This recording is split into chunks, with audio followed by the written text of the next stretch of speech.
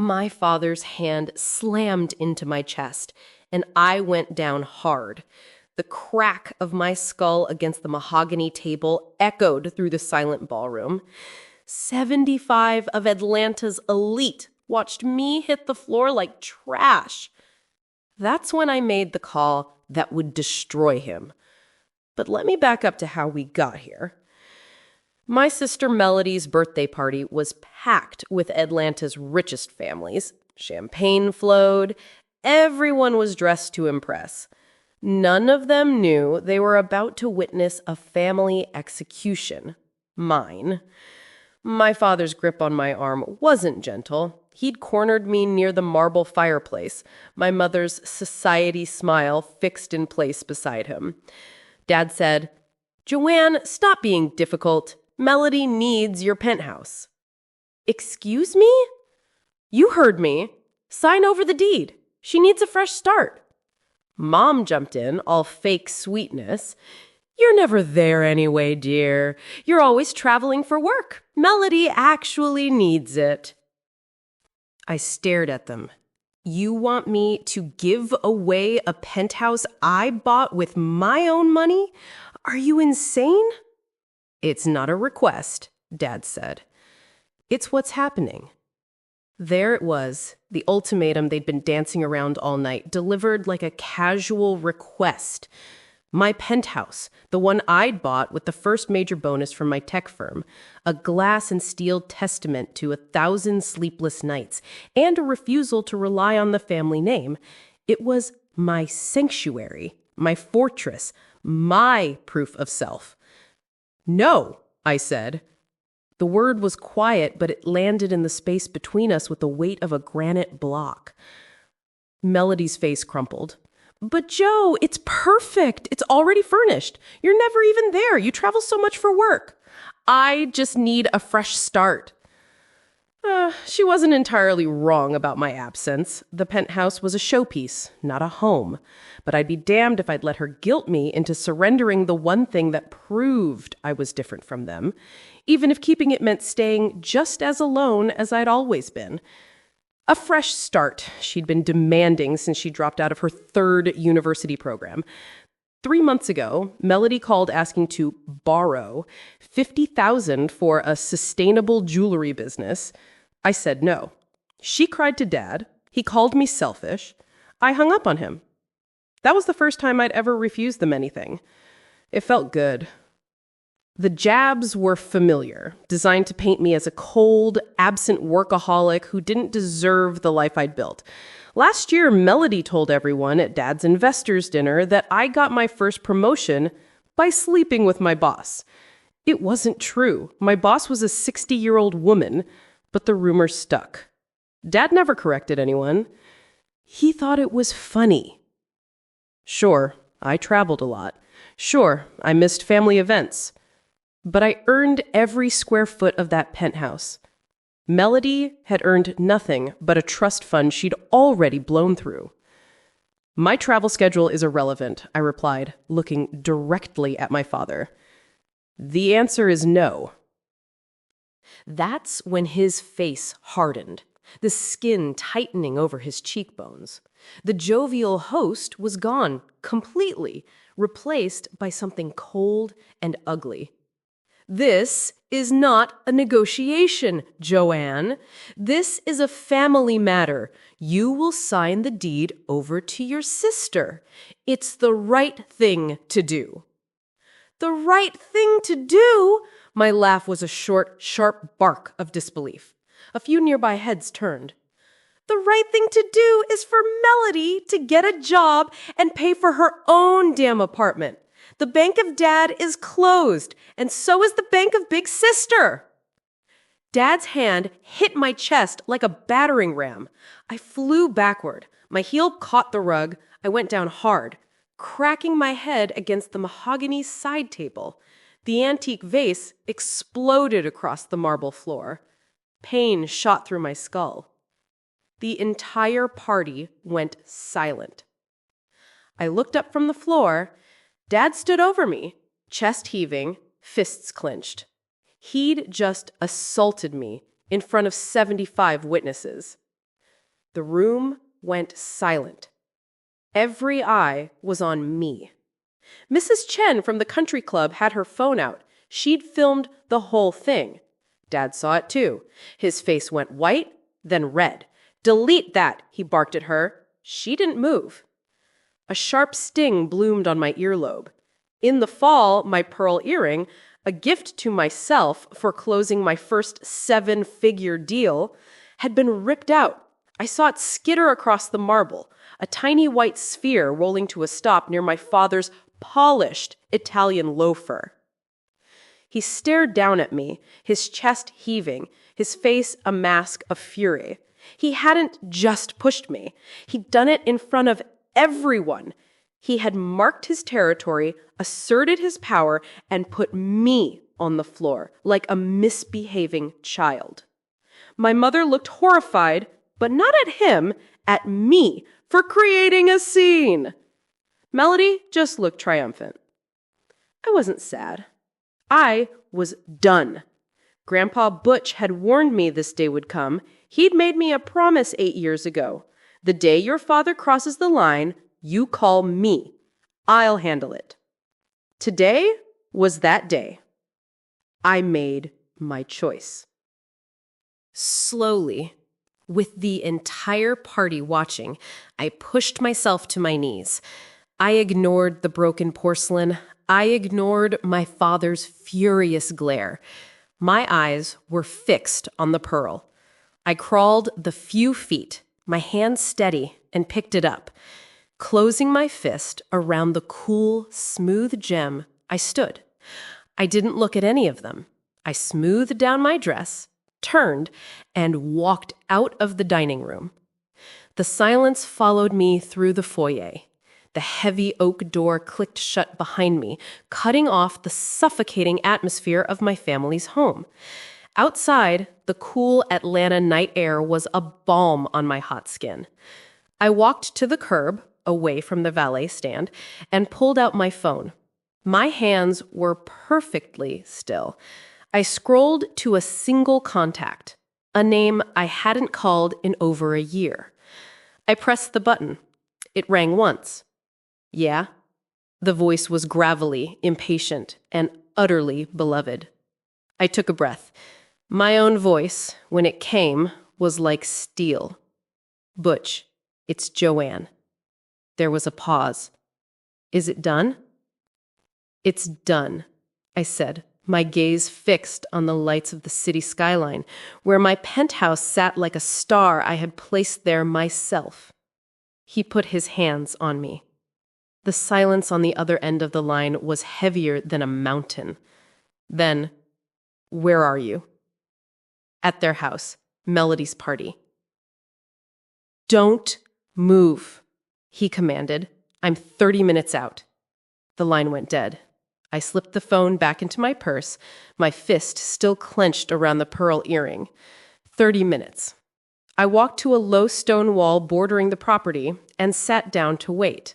A sentinel watching the entrance to a war zone only I knew was coming. I spent 28 minutes on that stone wall, breathing slowly, waiting. The night was quiet.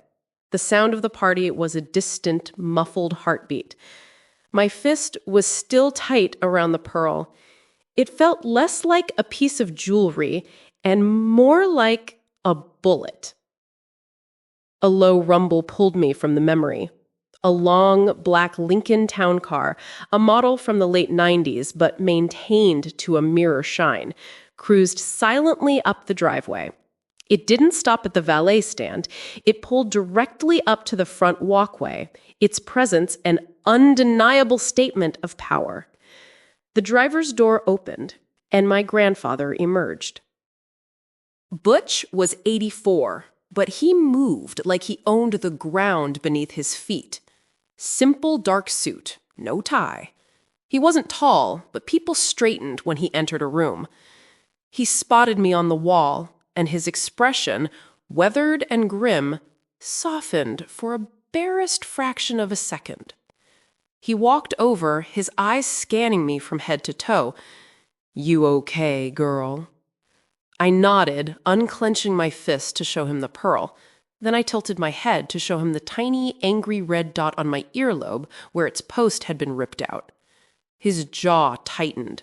The faint warmth in his eyes vanished, replaced by glacial cold. It was the look he got right before he fired someone or killed a bad deal. It was the look that built an empire. He did that? Butch's voice was dangerously quiet. He pushed me. The earring tore out when I fell. He nodded once. Let's go end this. He didn't offer me a hand. He didn't need to. He stood back and let me walk ahead of him, a silent acknowledgement that this was my moment, and he was my instrument. I pushed open the heavy oak door and stepped back into the lion's den. The party was fractured. The music was off. Small, whispering clusters of guests were preparing to leave, their faces a mixture of embarrassment and morbid curiosity. My father stood near the shattered vase, his face mottled with rage, while my mother tried to placate a particularly important-looking couple. Melody was dabbing at her eyes with a cocktail napkin, playing the victim for a small, sympathetic audience. Then they saw him. Alistair Butch Bessinger, 84 years old, worth $400 million, the man who owned half of Atlanta's commercial real estate. And he looked ready to burn it all down. The room went dead silent. Someone's champagne glass hit the floor. My father's face went white. Dad, what are you doing here? Butch ignored him completely. He walked past Sean as if he were a piece of furniture, his eyes sweeping the room, taking in the scene, the broken porcelain, the anxious guests, the performative tears of his granddaughter, and the arrogant defiance on his son's face. His gaze finally landed on me, standing calmly by the door. Joanne tells me you're having a party, Butch said, his voice filling the cavernous room without any effort. Celebrating Melody turning 30. He turned his head slowly, his eyes pinning Melody in place. 30 years old, and what do you have to show for it, girl? A list of failed hobbies and a mountain of my money spent on nonsense. Melody's mouth fell open. Grandpa, Quiet, he commanded, and she flinched as if struck. He then turned to my mother. Suzanne, I once thought you had some sense, but you've enabled this. You've stood by and watched your husband teach his children that work is for other people, that their last name is a credit card with no limit. My mother looked like she was about to faint. Alistair, this is a private family matter. It stopped being private when your husband put his hands on my granddaughter in a room full of people. Butch cut her off, his voice like grinding stone. He finally turned to my father. John drew himself up, a pathetic attempt to reclaim his authority. Now, listen, Dad, this is my house. Joanne was being disrespectful. She was selfish, and she needed to be reminded of her obligations to this family. Butch let out a short bark-like laugh, a sound utterly devoid of humor. Obligations? You're going to lecture anyone on obligation. He took a step closer, and my father involuntarily took a step back. Let me tell you about obligation, Sean. It's paying your own bills. It's building something instead of just spending what was built for you. It's raising children with character, not with a bottomless sense of entitlement. He pointed a thick, steady finger at my father's chest. For 30 years, I have watched you drain my resources. I have funded your wife's social climbing, your daughter's whims, and your own pathetic illusion of being a self-made man. I was waiting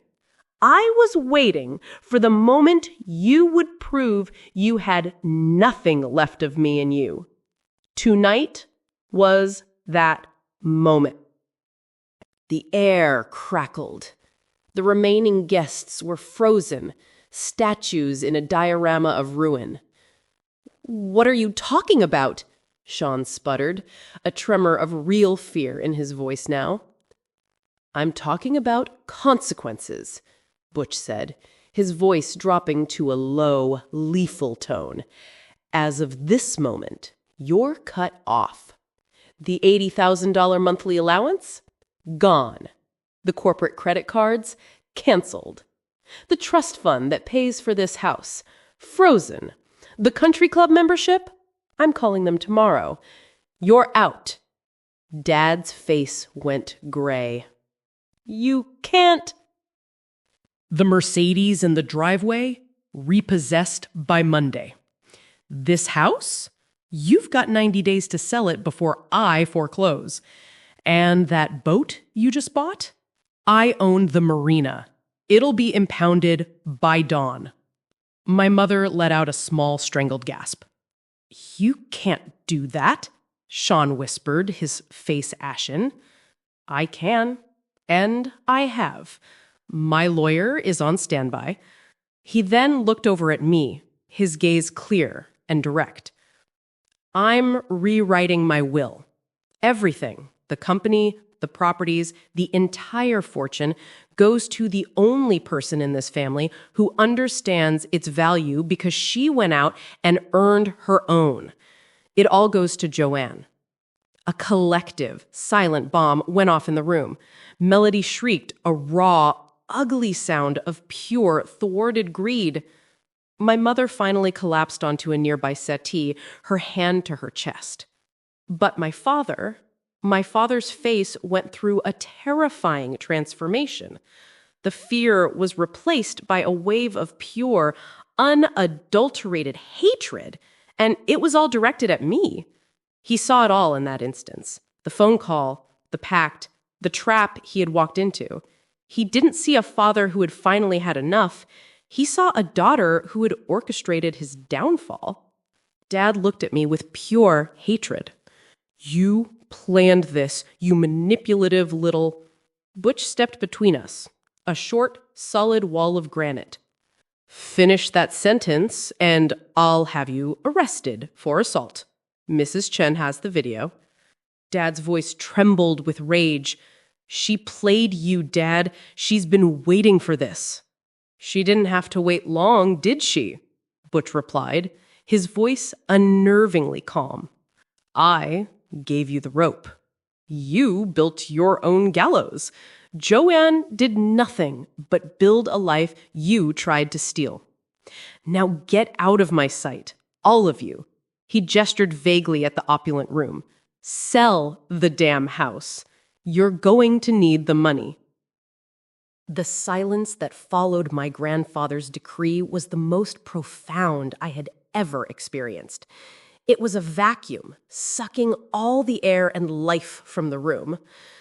The last of the guests evaporated, melting away into the night with a silent, frantic urgency, as if financial ruin were a contagious disease.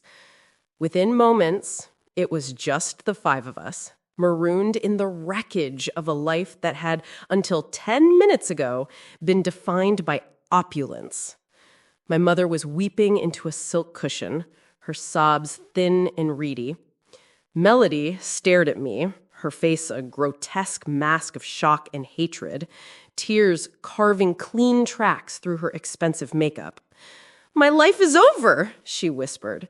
Then her voice rose to a shriek. "This is so unfair! Grandpa, you can't do this to me! I need that penthouse!" "Get a job," Butch said flatly. I felt nothing. It was like watching a poorly acted play. Their grief was for a lifestyle, not for a family. They were mourning their credit cards. But my father was different. His shock had curdled into something far more dangerous. He was a cornered animal, and his eyes, fixed on me, were burning with a terrifying, wild light. The years of entitlement, the lifetime of having his own way, had coalesced into a single point of incandescent rage. "You conniving bitch," he spat, the words low and venomous. He took a step toward me. Butch didn't even turn. He simply raised his hand, a silent stop sign. "Don't be a bigger fool tonight than you already are, Sean." That was when the facade of my father, the sophisticated businessman, the patriarch, shattered completely. He lunged. It wasn't a push this time. It was a clumsy, desperate attack, his hands reaching for me, his face contorted. He never made it. Butch moved with a speed that defied his age. He pivoted, planting his feet, and met my father's charge not with a fist, but with his open palm flat against Sean's chest, the same place my father had shoved me. But where my father's push was meant to dominate and humiliate, Butch's was a simple, brutal transfer of energy. It was physics. It was finality. Sean hit the floor with a heavy, sickening thud. The air whooshed out of him in a pained grunt. He lay there, gasping like a landed fish on the pristine marble he could no longer afford. Butch looked down at his son, his face a granite slab of disappointment. There was no anger, no satisfaction, just a weary, profound sadness. "You learned nothing," he said quietly. He then turned to me. The glacial cold in his eyes had thawed, replaced with a deep, quiet understanding.